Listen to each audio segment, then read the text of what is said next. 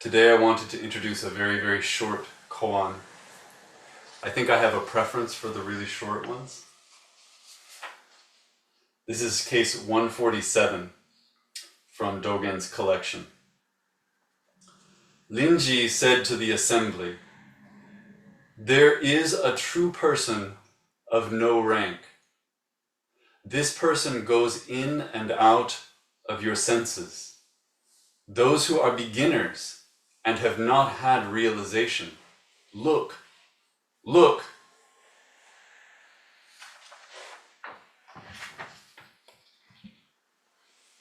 It's short, but there's a lot.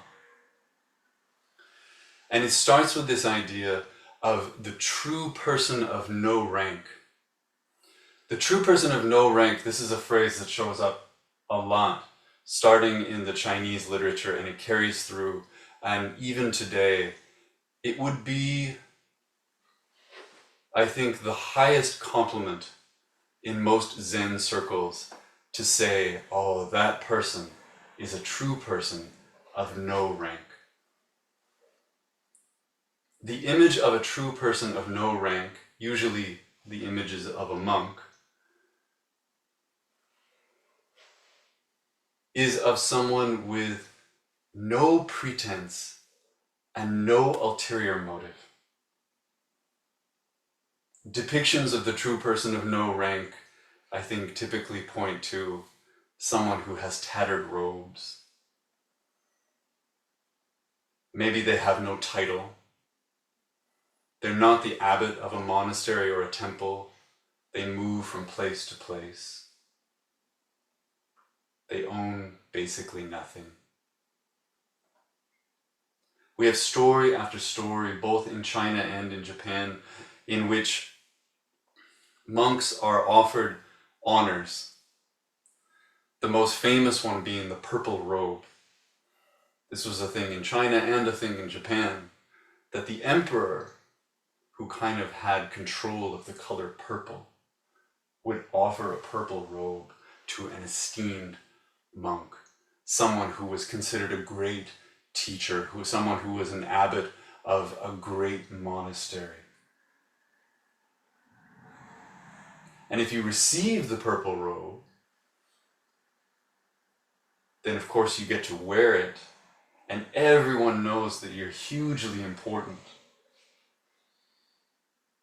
But you're also kind of accepting this endorsement of the state. And so story after story tells of the monks who refuse the purple robe. I won't wear it. They stick to something simpler. Not necessarily because they are the true person of no rank, but because they hold this ideal. They understand, in a sense, that no matter how good they look in the purple robe, no matter how good they might look to the masses, they don't look so good to their peers if they put it on. So for centuries, there's been this idea that there is a version of a Zen practitioner who is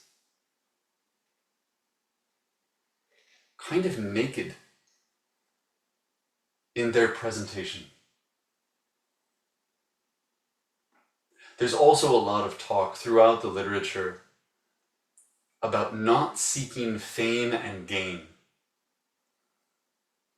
or maybe more literally, something like not seeking esteem or profit. And so the practitioner who seems not to want those things, who seems to act in a way that isn't seeking those things, they start to meet this ideal. And Linji goes in front of the assembly and says, there is a true person of no rank. I guarantee everyone there started looking around and thinking, who is it? Linji says someone here is the true person of no rank, right?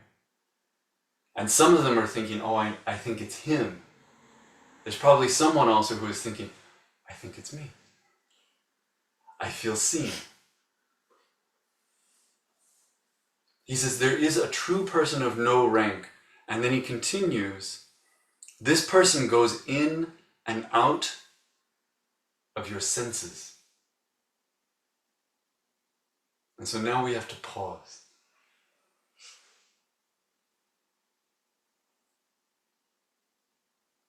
We start to realize that the person Linji is talking about is not someone in the crowd.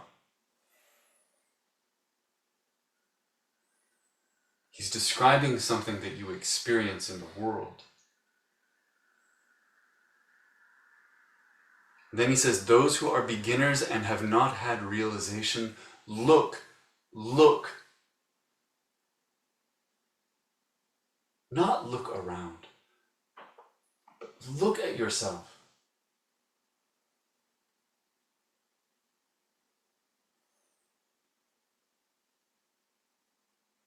I love this short koan because it calls into question our most basic impulse, which is to become something else, to become something better.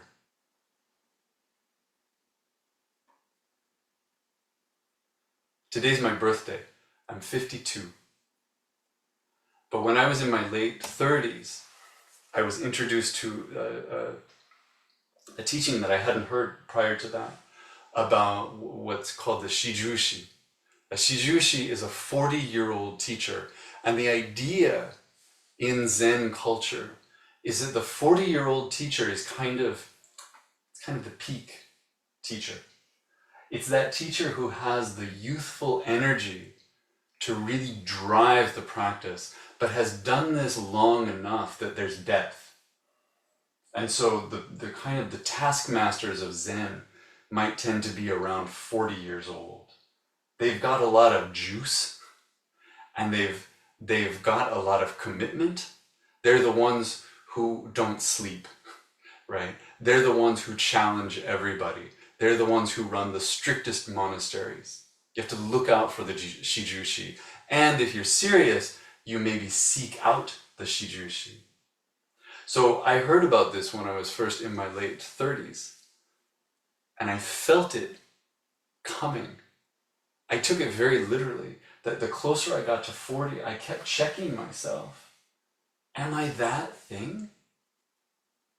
Because I think I'm supposed to be that thing. I think I'm supposed to be tapping into something, not just for myself, but in a way that other people can see. And 40 came and went. I don't know what I was when I was 40.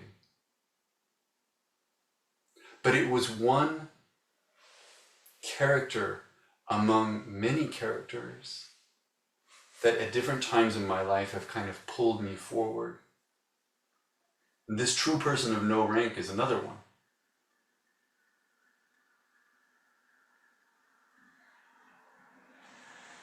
From the moment I was introduced to the idea of the true person of no rank, I thought, I want to be the true person of no rank. But you can't want to be the true person of no rank and be the true person of no rank at the same time, because it's a rank. You're saying, I want the status of that. To not seek profit, to not seek esteem, doesn't just mean to not seek those things from the outside. It means to not seek those things at all.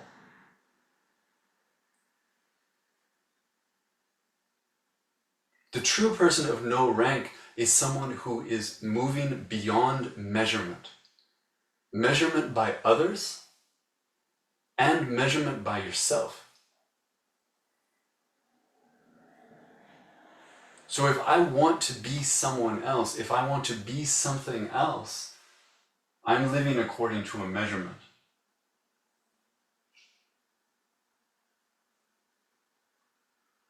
I'm assigning myself rank. I'm deciding if I'm true or not. What Linji says is that the true person of no rank is not something you become. It's more like something you notice.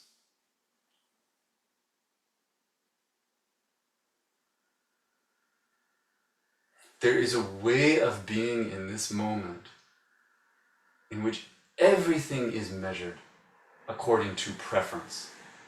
Everything is measured according to how we think it should be or shouldn't be, including me. And there's another way of being in this moment where that is not the lens at all.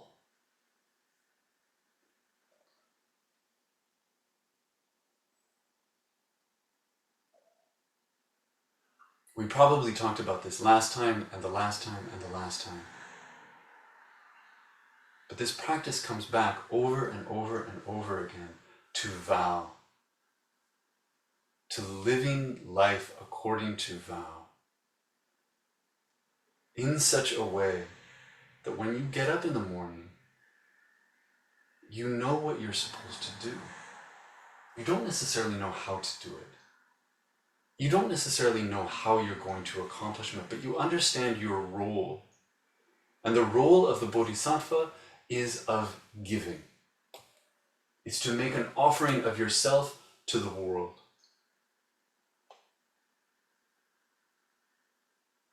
When we understand our lives in that way, that very simple, very streamlined way,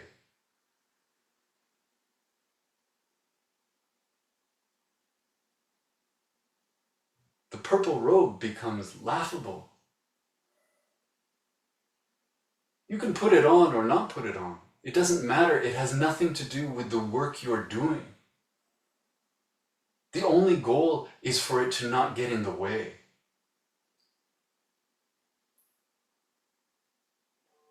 If you are moving in the world through vow, then even the question of am I good enough only slows you down.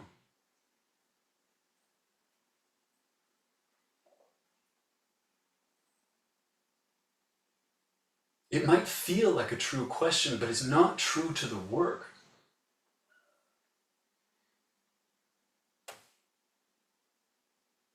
And so as long as you hold that question, you can't be that true person of no rank.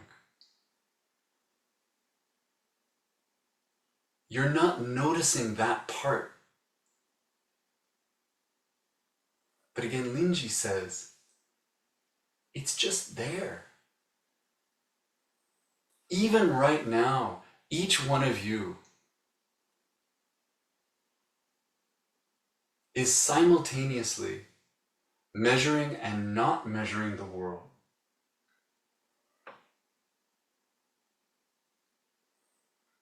Linji invites us to tune into the second part, that quieter part.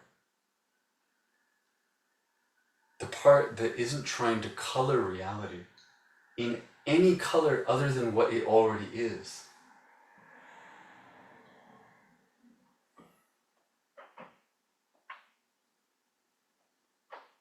If we're not familiar with this part, if this part brings up a doubt about whether it's real or not, then Linji says, look.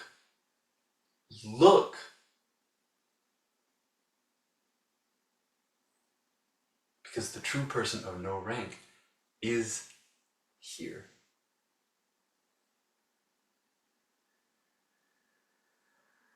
And that's where I'll stop.